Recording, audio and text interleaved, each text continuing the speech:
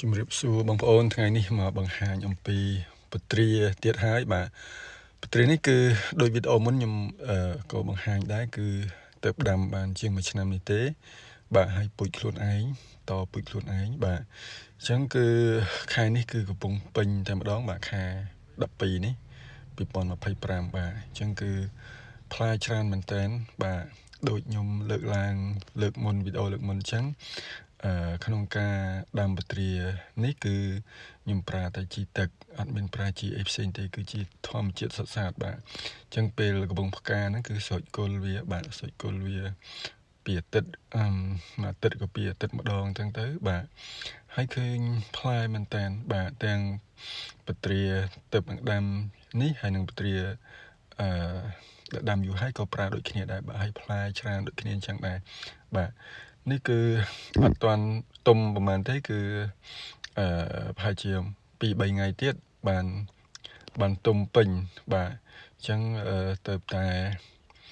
ទុំមួយទេបាទទុំមួយអញ្ចឹងពណ៌រៀងពណ៌លឿងបន្តិចពណ៌ប៉ុណ្នេះក៏បើសិនបើបងប្អូនគាត់ចូលចិត្តរៀងជូរបន្តិចគឺពណ៌ប៉ុណ្ណឹងគឺយើងអាចហូបបានហើយបាទពណ៌ប៉ុណ្នេះយើងអាចហូបបានហើយតែបើសិនបើបងប្អូនគាត់ត្រូវការផ្អែមគឺតលលឿងបាទលឿងប៉ុណ្នេះអីអាចឆ្ងាញ់បាទលឿងអញ្ចឹងអីអាចហូបទៅឆ្ងាញ់បាច់ប្រើអំបិលទេបាទតែសម្រាប់ពូជនេះបាទពូជពទ្រាខ្ញុំនេះគឺជូរអែមបាទជូរអែមហើយអត់មានជាតិចាត់តែម្ដងបាទអត់មានជាតិចាត់ទេបាទដល់ពណ៌លឿងអញ្ចឹងអីគឺឆ្ងាញ់តែម្ដងបាទពណ៌លឿងប្រហែលនេះគឺយើងហូបទៅគឺឆ្ងាញ់មែនតើបាទអញ្ចឹងឆ្ងាញ់អញ្ចឹងដូចខ្ញុំធ្លាប់លើកឡើងអញ្ចឹងជាពូជពទ្រាដែលអ្នកខ្លះគេហៅពទ្រាអីគេទឹកឃ្មុំអីចឹងទៅប៉ុន្តែវាគឺជាពទ្រាដែលជូរអែមឆ្ងាញ់អត់មានជាតិចាត់បាទហើយសបកវាស្ដើងសបកផ្លែវាគឺស្ដើងមែនតើបាទអញ្ចឹងគឺដូចនេះពណ៌បាទលឿងពណ៌លឿងអញ្ចឹងគឺដាក់ទៅគឺជក់ចិត្តតែម្ដងបាទឆ្ងាញ់ស្រួយខ្ចោកបាទស្រួយមែនតើហើយឆ្ងាញ់អញ្ចឹងខែនេះគឺបើសិនបើចន្លោះកាលខែ10 11ពទ្រាវាឆ្ងាញ់ដែរតែចាញ់ខែនេះទេដោយសារតែខែ9 10 11ហ្នឹងគឺទឹកភ្លៀងនៅឡើយអញ្ចឹងវាមានជាតិទឹកច្រើនតែខែនេះគឺអត់មានជាតិទឹកច្រើនទេគឺធ្វើឲ្យពទ្រាកាន់តែឆ្ងាញ់បាទអញ្ចឹងទោះជាពទ្រាពូជដូចគ្នាដើមដូចគ្នាក្តីប៉ុន្តែបើសិនមកដូចកាលពទ្រាខ្ញុំដែលដាំយូរហើយហ្នឹងគឺយើងបេះតាំងពីខែ7ខែ8ខែ9ខែ10 11 12រហូតដល់នេះប៉ុន្តែរសជាតិវាខុសគ្នាបន្តិចដោយសារតែជាតិទឹកក្នុងខែ11ខែ10ខែ9ខែ8ហ្នឹងគឺសម្បូរភ្លៀងអញ្ចឹងវាសម្បូរជាតិទឹកបន្តិចអញ្ចឹងវារៀងសាបជាងតែពេលនេះខែ12អាចដល់ខែ1ពទ្រាខ្ញុំអាចដល់ខែ1ប៉ុន្តែខែ1រៀងស្បើយហើយបាទដោយសារផ្លែវានៅមានក្តឹបខ្លះដែរអញ្ចឹងដល់ខែ1គឺស្បើយចុងដៃមែនតើតែឥឡូវកំពុងពេញអ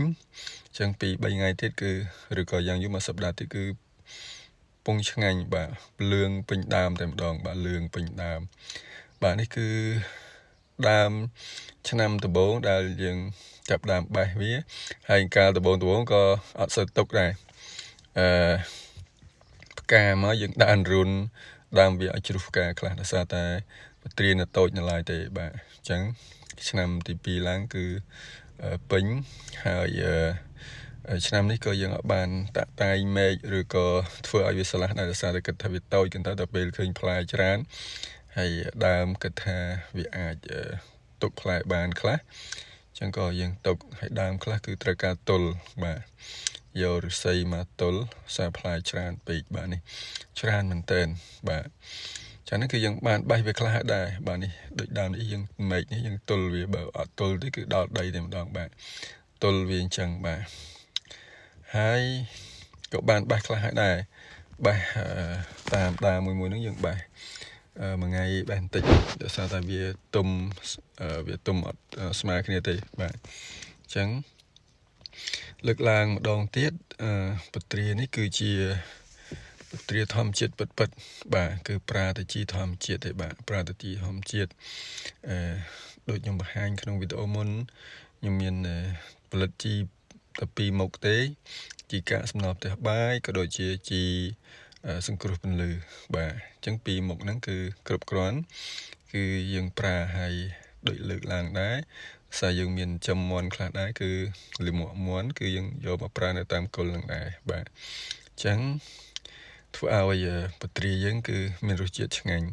បាទប្រើជីធម្មជាតិអញ្ចឹងបាទធម្មជាតិយើងអត់ចំណាយលុយទិញជីផ្សារទិញអីមកប្រើប្រាស់នៅដំណាំពត្រារបស់យើងទេបាទអញ្ចឹងមានផ្កាតកួនមានអីពេញហ្នឹងទៅដោយសារតែអត់បានជំរះស្មៅបាទមានបងប្អូនយើងគាត់មកទិញដល់ចការអញ្ចឹងគាត់សើចអូពទាផ្លែច្រើនម៉េះដើមខ្លះបាត់ស្លឹកឃើញតែផ្លែបាទប្រើជីអីចឹងទៅអញ្ចឹងប្រាប់គាត់ថាឧស្សាហ៍ជីយើងហាលនៅក្នុងចការហ្នឹងតែម្ដងប្រាប់គាត់ថាជីដែលយើងប្រើគឺជីអញ្ចឹងបាទហើយអ្នកខ្លះក៏សុំទិញសុំអីជីហ្នឹងទៅដែរបាទអញ្ចឹងទាំងលក់ពត្រាក៏លក់ជីក៏លក់បាទអញ្ចឹងដោយសារគាត់ឃើញផលរបស់យើងហើយជីដែលយើងប្រើបាទអញ្ចឹងគឺគាត់ក៏បានជួយទិញជីបន្ថែមទៀតបាទអញ្ចឹងហើយជីនោះក៏មិនពិបាកអីធ្វើប្រហែលដែរពេលគាត់ទិញអញ្ចឹងទៅប្រើវិធីធ្វើវិធីអីអញ្ចឹងទៅហើយ